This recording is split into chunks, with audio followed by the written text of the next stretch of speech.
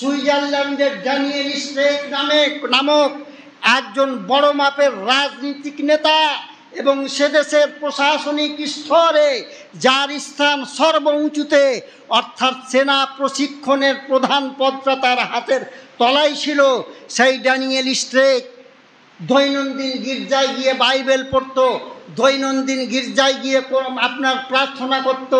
সেই ড্যানিয়েল স্ট্রেকের হাতে অসীম পাওয়ার সরকারি থাকার কারণে মুসলমানদের হাজার হাজার মসজিদকে ভেঙে গুড়িয়ে দিয়েছে।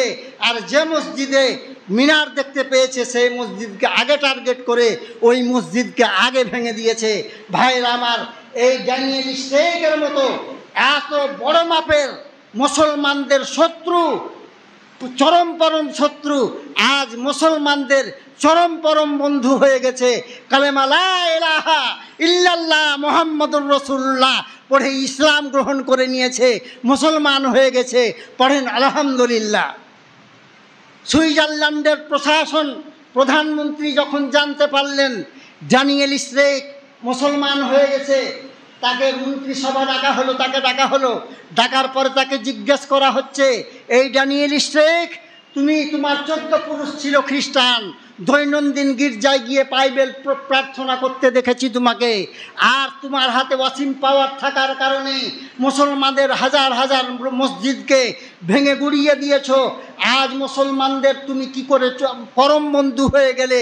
চরম শত্রু ছিলে কাল, আজ তুমি পরম বন্ধু হয়ে গেলে কি করে ভাবতে পারি না আমরা। তোমাকে খুলে বলতে হবে।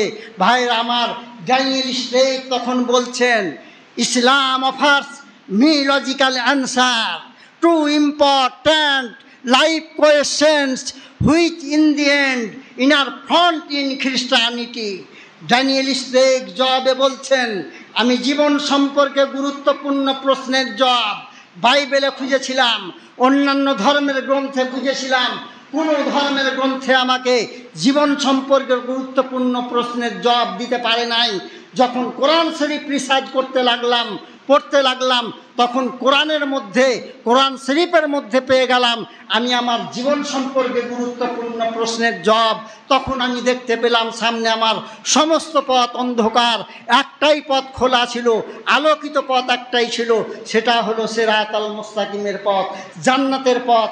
তাই আপনি কিংকর্তব্য বিলম্ব না করে কালেমা লা ইলাহা ইল্লাল্লাহু মুহাম্মাদুর রাসূলুল্লাহ পড়ে মুসলমান হয়ে গেলাম।